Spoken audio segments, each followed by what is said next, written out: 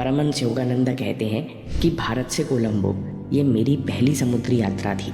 इससे पहले मैं कभी जहाज़ में नहीं बैठा। यात्रा बढ़िया चल रही थी। जैसे ही जहाज़ ने तेज हिचकोले खाना शुरू किया, वैसे ही मुझे सी सिकनेस यानी समुद्री बीमारी या मिचली ने घेर लिया। पेट में मरोड़ उठी और उल्टियाँ होने लगी। मुझे उल्टी से कोई तकलीफ़ नहीं थी, पर इस बात से आपत्ति थी कि शरीर ने मेरी इच्छा के बिना अचानक ऐसा किया।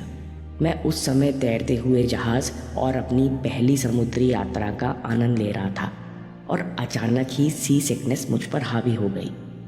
इस अनुभव के तुरंत बाद मैंने निश्चय किया कि यह पानी के हिचकोले या सी सिकनेस दोबारा मुझ पर हावी नहीं हो पाएगी।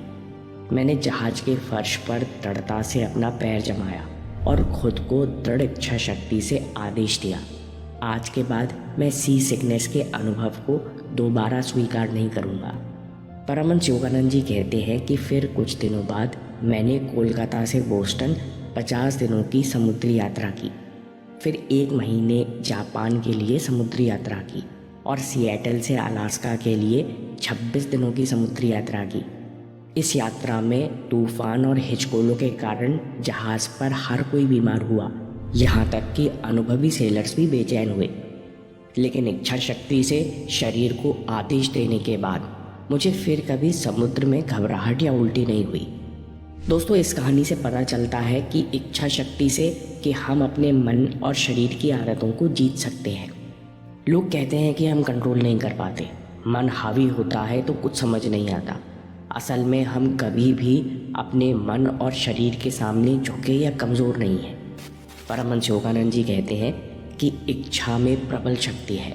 हम अपनी इच्छा शक्ति से अपने शरीर, नर्वस सिस्टम और मन को आदेश दे सकते हैं कि अब से मुझे ऐसा महसूस करना है या ऐसा काम करना है।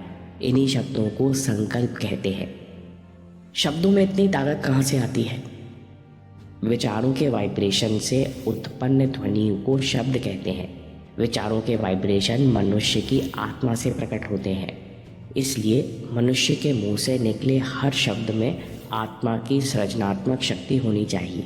कुछ भी नया बदलाव लाने के लिए यही शक्ति चाहिए। तो फिर सवाल है कि अगर शब्दों में इतनी शक्ति है तो लोगों के अफर्मेशंस काम क्यों नहीं करते? सच्चाई का गन पाउडर। परमहंस योगानंद जी कहते हैं कि अधिकतर लोगों के शब्द आत्मा की शक्ति से रहित होते हैं, क्योंकि लोगों को बिना सोचे बोलने की आदत होती है। बोलते समय उनकी आंखें स्थिर नहीं रहती। इससे पता चलता है कि उनकी नीयत कुछ और है और शब्द कुछ और निकल रहे हैं। इसलिए उनके शब्द खिलौने की बंदूक से निकले छर्रे जैसे प्रभावहीन हैं। उनके शब्दों में आत्मा की सच्चाई का गन पाउडर नहीं होता। इसलिए उनके शब्दों में सच होने की शक्ति नहीं होती, कुछ बदलने की शक्ति नहीं होती। महान लोगों के शब्द, जो शब्द दृढ़ निश्चय, ईमानदारी, विश्वास और सहजता से भरे होते हैं, वो ऐसे विस्फोटक वाइब्रेशन बॉम्ब्स होते हैं जो कानों पर पड़ते ही लोगों के सीने में उत्साह और उम्मीद का कंपन पैदा करते हैं। शक्ति का संचार खुल जाता है। ऐसे हाई वाइब्रेशनल शब्द लोगों के अंतर्मन से मुसीबत रूपी कल्पनाओं का नाश करते हैं। यानी शब्द की शक्ति ही इच्छा शक्ति को जगाती है। अफर्मेशंस में शक्ति कैसे लाएं? कैसे अफर्मेशन से पुरानी आदतों को बदलें? इच्छा शक्ति जगाने के अभ्यास के लिए 3 बातें याद रखिए। सबसे पहले ईमानदार शब्द और संपूर्ण विश्वास। अफर्मेशन के शब्द भले ही आपके लिए सच ना हो, लेकिन उन पर आपको संपूर्ण विश्वास होना चाहिए, क्योंकि जो शब्द आप सोच सकते हो, जो भविष्य आप कल्पना शक्ति से देख सकते हो, उसे सच भी कर सकते हो। ऐसे विश्वास से भरे हुए शब्द ही ब्रह्मांड के स्पंदन को छूते हैं। फिर यही ब्रह्मांड की अनंत शक्ति बदलाव लेकर आती है। दूसरी चीज़ है फोकस। अफर्मेशन दोहराते समय 2 जगह ध्यान होना चाहिए, बोले गए शब्दों पर और उनके पीछे भावनाओं पर। अगर ध्यान भटक जाए तो बार बार शब्दों और भावनाओं पर ध्यान लेकर आओ। दोहराने के साथ फोकस बढ़ता जाना चाहिए। ये अच्छी अफर्मेशन प्रैक्टिस का दूसरा सीक्रेट है। तीसरी बात है, केवल उस अनंत शक्ति को याद करो।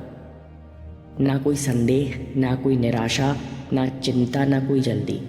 तभी आप असीम आंतरिक शक्ति को अपने अंदर इच्छा शक्ति के रूप में जागृत कर पाओगे।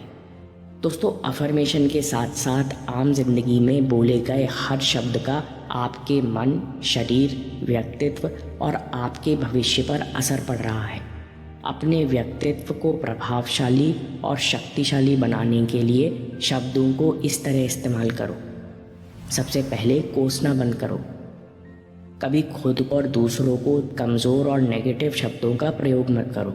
कभी खुद को और दूसरों को चोट पहुंचाने के लिए शब्दों का प्रयोग मत करो। आपकी पहचान आपके शब्दों से बनती है, इसलिए खुद को पास्ट की गलती या कमज़ोरी के लिए कोसना बंद करो। खुद को दोष देने की आदत बदलो और खुद से कहो, मैं हमेशा अपने शब्दों का सही प्रयोग करता हूँ और शब्दों की शक्ति से खुद को आगे बढ़ाता हूँ। मेरे मुंह से निकला एक एक शब्द मेरी आत्मा की शक्ति को जगाता है। आने वाले चैलेंजेस को पार करने के लिए मेरे अंदर असीम शक्ति, विश्वास और योग्यता है। मैं शक्तिशाली हूँ। मैं अपने शब्दों और विचारों से अपना जीवन बदलने में सक्षम हूँ। कभी अभाव को स्वीकार मत करो। दुकानदार ने बोला, अरे भैया क्यों परेशान होते हो, तो ये किताब तो आपको पूरे शहर में नहीं मिलेगी। और हमने तत्काल मान लिया और उम्मीद और कोशिश भी छोड़ दी। भले ही वो किताब अगली दुकान पर उपलब्ध हो, लेकिन हमारे लिए तो असंभव हो चुकी है। इसलिए न कभी अभाव व्यक्त करो, न कभी अभाव स्वीकारो। तुम जाने अनजाने में आत्मशक्ति से अभाव को सच कर रहे हो। कड़वेपन के प्रति सावधान रहो।